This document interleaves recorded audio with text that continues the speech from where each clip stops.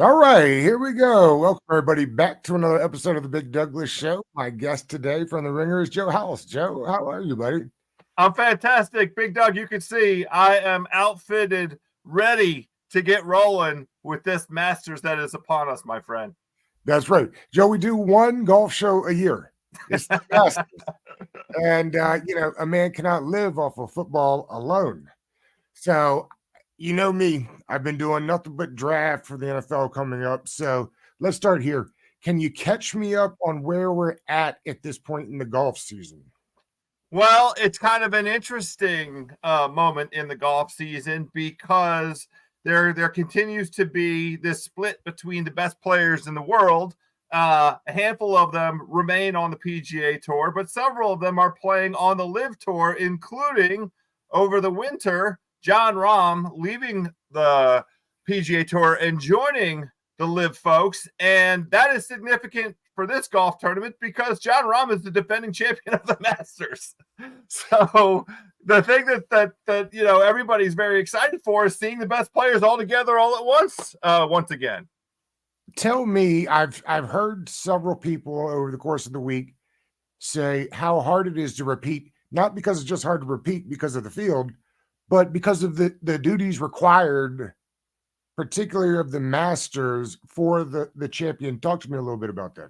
Yeah, so I think that's a very reasonable assessment. It is a new experience for a first-time winner to host the Champions Dinner, which was last evening, Tuesday night, and there's a speech that's involved with it. There is a bunch of energy that a defending champion has to apply to a Masters week, and it's true for any major week that these guys are all creatures of routine, and they all come in with a schedule that they expect that they can meet. For a first time winner like Jon Rahm, it's a schedule that that he's not in control of and that he hasn't experienced before. So he doesn't have a great feel for, I'm going to budget this much time to practice and this much time to the social obligations. A little bit of that is out of his control because some of those obligations were not on his plate last year and have never been on his plate.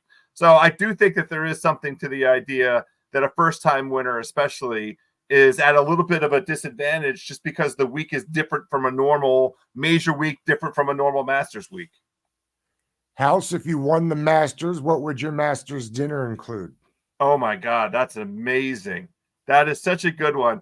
I would really be all over the place. I mean, I'd have to do something for the Mid-Atlantic. We have to show out for the DMV. Crab cakes have to be involved. Now, yes. I know that Baltimore lays claim on a wonderful crab cake, and I'm not here to argue that or dispute it, but I think the crab cake does belong to the Mid-Atlantic. And then beyond that, I just have to go to some of my own personal. There'd have to be some red meat involved. There would be, again, I try to look to, what's wonderful is bluefish from the Chesapeake Bay. So like a nice bluefish pate as part of the appetizer. So, yes. I mean, I haven't gotten around to this level of success in my own golf game where I've really considered the entire menu, but those elements would definitely be present there. Have you been down to the Masters before? Many times. In fact, part of the reason why you and I haven't got together at this juncture is because I'm typically down there. I've been down there the last several years in a row. Not going down this year though. Pimento cheese sandwich as good as they say it is?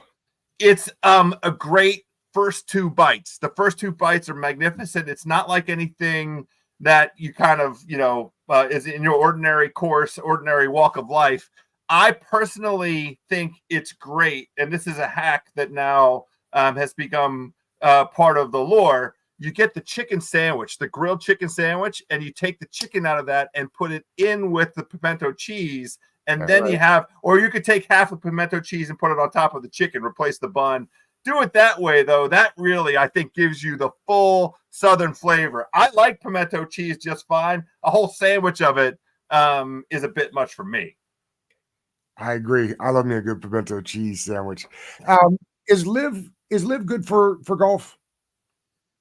No, I mean, if you're a person that likes if you're just sitting on your couch on the weekends and what you hope in terms of the entertainment product for professional golf is seeing most of the best golfers play most of the time, it's not helpful as a consumer of that entertainment product to have to go to two different places.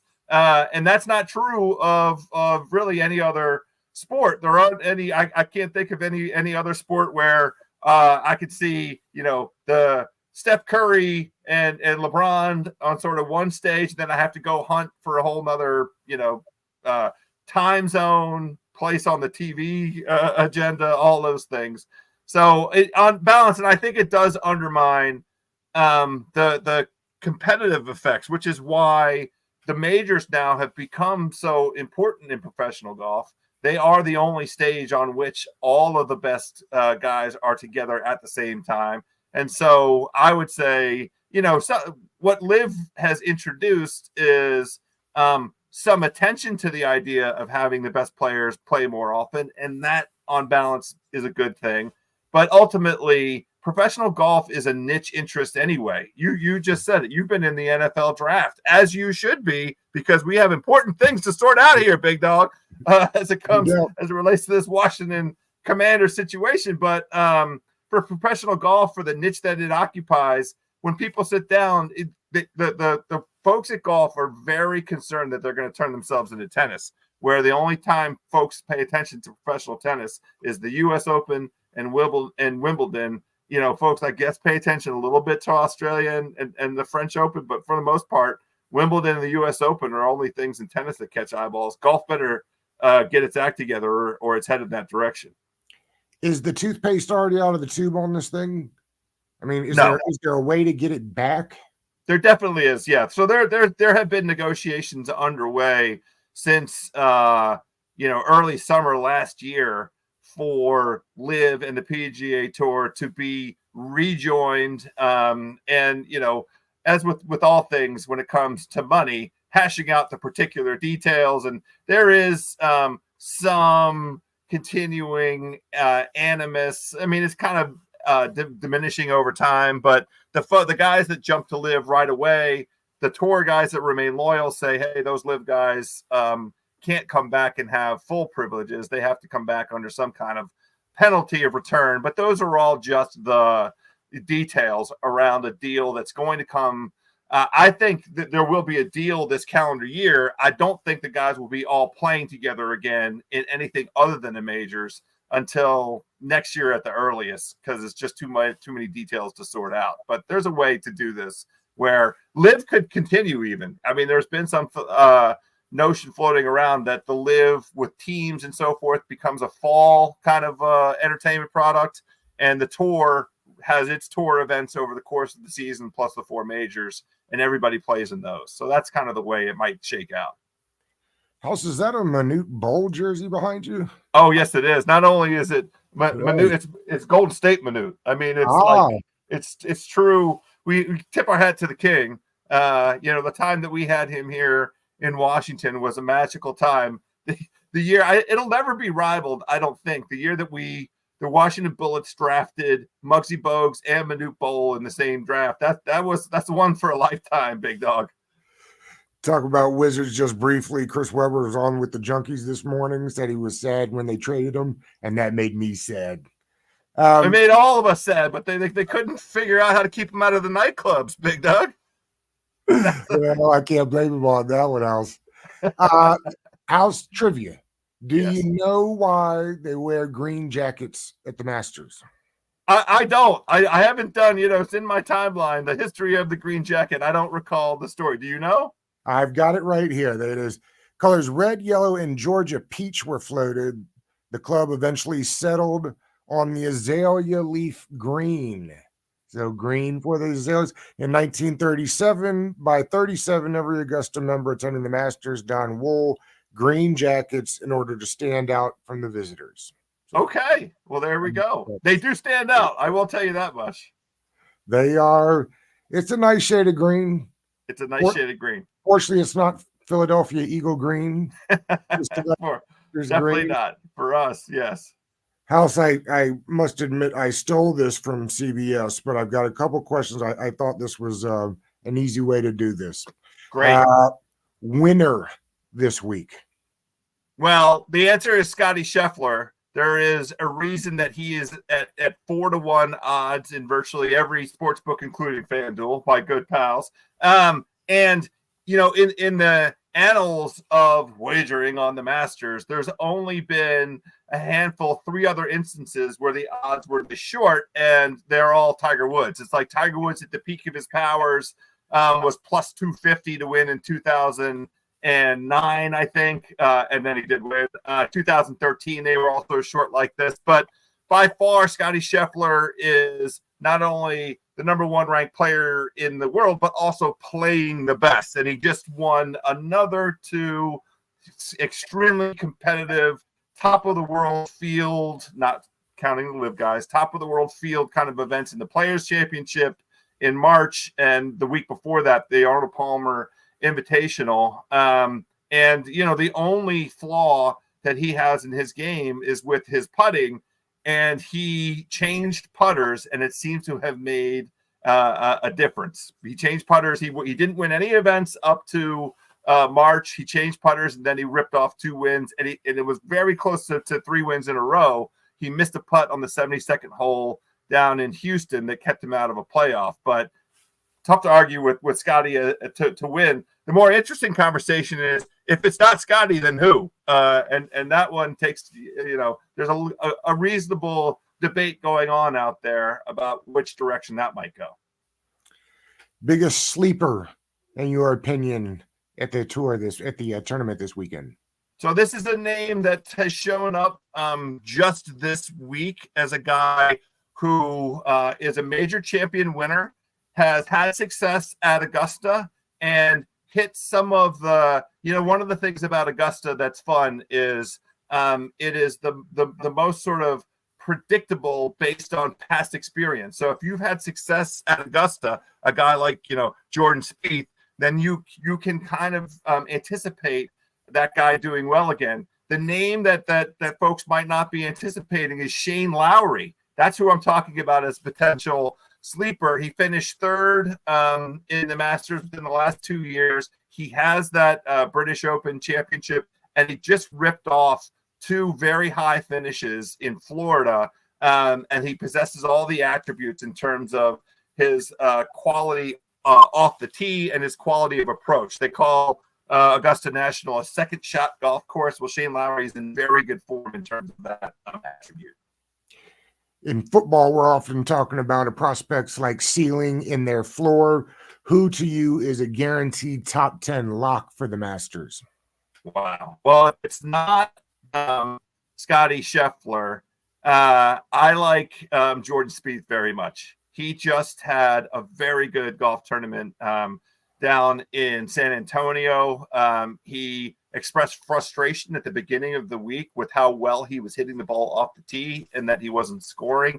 And then lo and behold, he started scoring. So I think he is in very good form. If I'm going to do 1B, I am one of the foremost Rory McIlroy truthers on planet Earth. I do think that he's due for a good performance. It feels like his headspace is right. We're constantly playing psychologist when it comes to these guys, because so much of the ability to get through 72 holes, the grind of a major, does come down to like where's a guy's head at, and you can get some indication sometimes from like press conferences how comfortable they are, where they are in their life, what other things they have going on. So Jordan Spieth 1A, Rory McIlroy 1B, top 10 locks, big dog.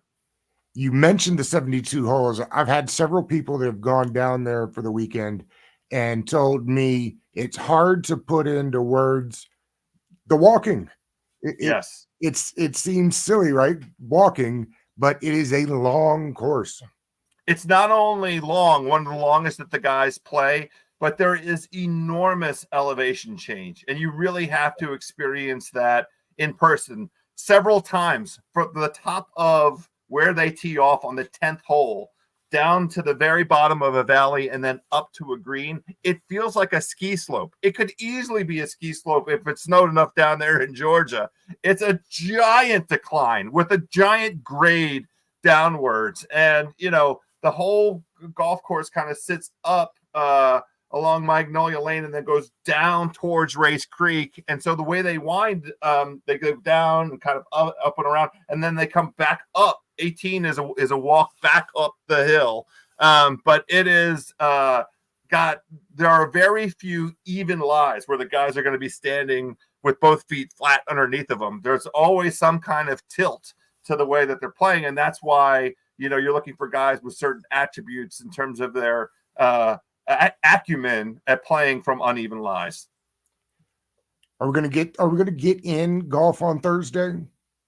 It feels like it's 50-50. The weather forecast that I've seen, and I haven't seen whether or not the tournament itself has postponed the start, but it looks like all the weather is front loaded. I'm knocking on wood, fans right here, Big Doug. If it just sticks to that 9 o'clock to kind of 9 a.m. to 2:30, 3 p.m. time window, then we can get some golf in. And one of the things that's nice about the Masters, only 89 competitors. So if they really need to get both rounds in by the first part of Saturday, they can do it. They can make the groups go out. They're already out in threesomes as it is. They could do split tees, first tee and 10th tee, and have all the competitors out there about the same time so that they get these first two rounds in, because the weather looks magnificent from Friday through Sunday. Which is nice because the weather was not great last year either, if I recall. Last year was a marathon, and this was part of why in handicapping it, we liked Jon Rahm. We were bullish on Jon Rahm, gave him out on all of our shows on the Ringer because he had been playing 72-hole events and had, they had a lot of starts and stops last year, which is, it looked like to us that Brooks Koepka kind of ran out of steam that last portion of the stretch there. But hopefully this year a little bit cleaner tournament. Who you think goes farther, Tiger or Phil? Man, that's awesome. So I have on the FanDuel Sportsbook, one of my favorite parlays is for both of them to make the cut. And you can get that at like better than 2-to-1 odds. It's like plus 250, plus 260 in that range. I think Phil is more likely to go further because we don't have any evidence that Tiger can play 4 complete rounds of golf. He hasn't been able to play 4 complete rounds of golf in we're coming up on nearly a year. So I do like the idea of him making the cut, but last year he had to withdraw because of plantar fasciitis. He made the cut, and this is a streak. He's now the co-leader in consecutive cuts made at the Masters. Tiger Woods, 24 consecutive cuts made. So this year he would stand alone if he's able to, through the first 2 rounds, make the cut. That would give him 25. Another sort of, one of one to add to his legacy. But I do think both he and Phil make the cut, and then I see Phil playing through the weekend and Tiger perhaps not. You think par will be good for the cut this year? Oh, that's a great one. If I knew the weather forecast better, I'd give you a better answer. I'm going to hedge. I'm going to say I think under par for the cut, like a -1 would be my guess. Only because there has been a little bit of rain in the first part of the week. And so the course could be a little bit softer. The greens could be a little bit softer. And I think in terms of getting the guys around and making sure that they get both rounds completed, that they might have the pins in slightly more benevolent places. Who's a guy that the majority is high on for this thing that you don't buy? Boy, that's a good one. Because of what we said earlier about Jon Rahm, I'm inclined to fade him. Now, I don't know that a lot of people are very bullish on him this year, but I'm inclined to sort of stay away from him. I bet against him in head-to-head matchups. I have Rory McIlroy beating him. I have Scottie Scheffler beating him, obviously. But I don't know. There aren't many like everybody's on Jordan Spieth. There's no argument for not getting on Jordan Spieth. And folks are very sort of pessimistic about some big names like Justin Thomas, who just fired his caddy of the past couple of years, the world-renowned Bones Mackay, who was previously Phil Mickelson's caddy. He was Phil's caddy for nearly all of Phil's major wins and nearly all of Phil's professional accomplishments. Bones and JT split ways inside the last 2 weeks here. And so folks are disinclined to do anything with Justin Thomas. It looks like there's a little value. I'm kind of, want to go the other direction. You don't get Justin Thomas in that 40-1 range very often to win. Now I'm more in the top 10s and top 20 markets than outright to win. But I'm saying you don't get those kind of numbers for Justin Thomas very often. I don't know that he'll win, but I root for Matsuyama a lot. Oh. He is one of my favorites on the tour. What are his chances? Can he get it done this weekend, House? Because I'm rooting for him. His chances are all the way up here. I say that because I submitted his name as the guy that I think could win this golf tournament on our preview show. And the only thing that's held him back over the last handful of years is his physical health. He's had these recurring neck and back issues that have caused him to miss time. He hasn't missed any time so far this season. He won at Riviera, which has a lot of corollaries. A lot of guys who have won at Riviera have also won the Masters. You're talking about Adam Scott. You're talking about Bubba Watson. You're talking about Dustin Johnson.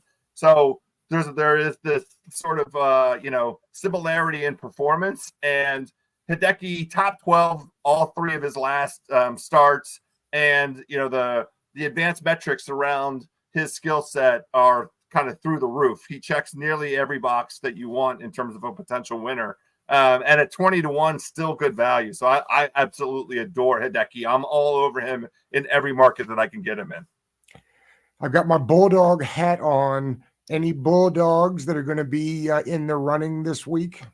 Well, there has been an observation, and it holds some water, that Augusta National does tend to favor the left-handers. And so Bubba Watson, has a couple of Masters under his belt. Phil, obviously, and Phil's performance last year, just incredible. 65 on Sunday, solo second, came out of nowhere. But I like Brian Harmon. I like Brian Harmon's chances. The defending British Open champion, he doesn't have an enormously successful track record at Augusta National, but he certainly has been playing well this year. He was right there in the Players' Championship to potentially put himself in position for a playoff with Scotty Scheffler. He just couldn't get across the goal line. But he's got the short game for sure, and it's just a question of whether his putter comes alive. He stays in the fairway. Distances, can be an issue at Augusta, but if you're in the fairway and you strike the ball as well as he does, Brian Harmon would be my Bulldog of the week, Doug. Very nice.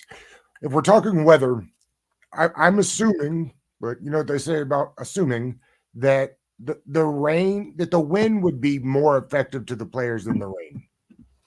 Oh, undoubtedly the case. And the weather forecast imagines wind gusts up to 40 miles an hour on Thursday.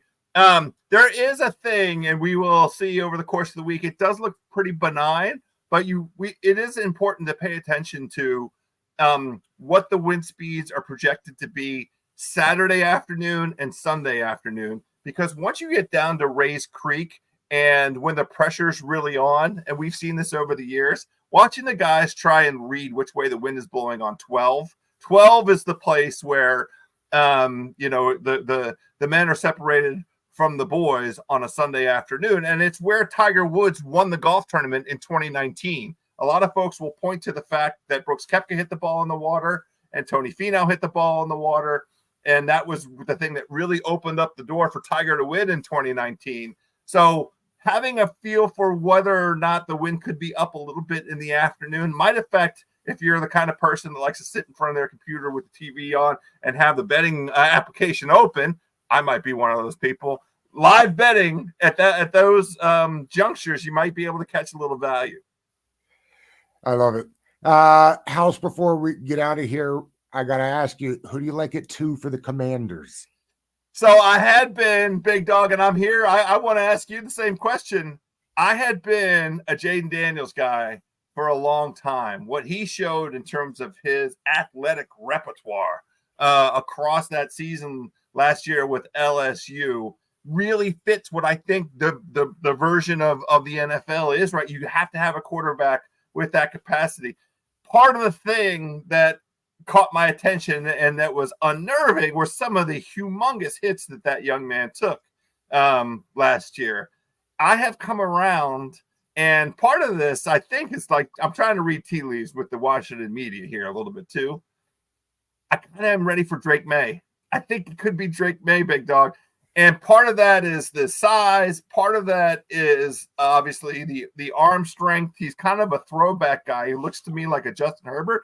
But what's come to the fore over the last handful of weeks is that dude can run too. He's not immobile. He's not a pure pocket passer. What are you hearing? Help me out here. What are we doing? Well, it's smokescreen season, and yeah. So it's hard to know. I would imagine the idea of Daniels selling tickets. I bet you he's a flashier kind of guy. Maybe sells more jerseys. I could see that. It's also interesting too, right? Because the coach wants to win now. So maybe Jaden Daniels gives you a better chance to win right now. The GM's job, and this is why it was tough with Rivera, right? This is why we've talked about this, why you do not want a head coach-centric deal, because the GM's supposed to be here for a long time. So if Drake May has got the higher ceiling, that I tend to look at it that way, that maybe there's something to the notion that Peters would prefer May because he's a scout. Feels like the scouts like May better, right? Because I think they like potential. And are worried that maybe Daniels is kind of like, this is who he is. So I don't know how. I'm afraid to say it because you've seen it. It's been wild this draft season. If you like one guy, the other guy's fans are going to attack you. I'm not really going to attack you, Joe. I'm deathly afraid also because you and I have been around long enough. I mean, RG3 arrived as such a talent, an incandescent talent. I mean, you have to remind people RG3 won Rookie of the Year in 2012. He beat Andrew Luck. I mean, that's how amazing RG3 is. But the problem is the dude couldn't withstand, take the hits, take the physicality. What an athletic talent he had, the speed, the prowess. But still, when you get to the NFL, it's a different caliber of athlete. So that would be my concern. I could still feel, I still have those old RG3 because it really was just one season that we got out of him. He was never really effective again after that first season. And it's because he couldn't stand up to the NFL challenge. So that's my lingering concern with Daniels and one that makes me kind of root for the direction of May now. I think I've gotten myself to where I'd feel good with either. Me too. Okay. Just to be fair, me too. But I think I'll be all right. And it's been very interesting too, because a lot of the guys that have May ranked higher still have Daniels going to Washington. And I think that's because Quinn has made such a big deal about this isn't a rebuild, it's a retool or whatever it is that they're trying to call it. And maybe Daniels gives you a better chance to win this year. But I'll tell you, if May's going to be Justin Herbert in 3 years, I'd be pretty disappointed if we missed out on that. that makes two of us, Big Dog. Joe, you're the best, buddy. I appreciate it when you come on and always have a great time. We'll catch up with you down the road. Can't wait. Let's go Seawards. There you go.